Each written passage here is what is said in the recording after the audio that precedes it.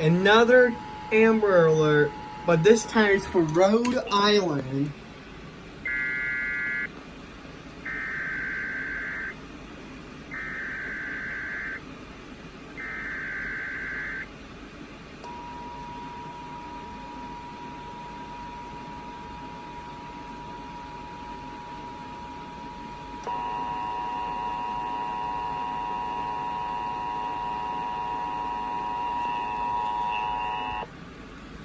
RISP Police, Amber Alert KA-521-2015 Gray Toyota Avalon, Nael Adesuyi, black male, December 3, 2020.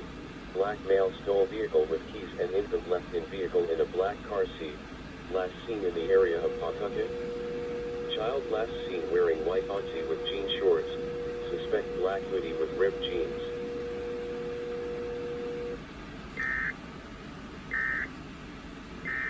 So, this is a Grand Theft Auto that had a child inside.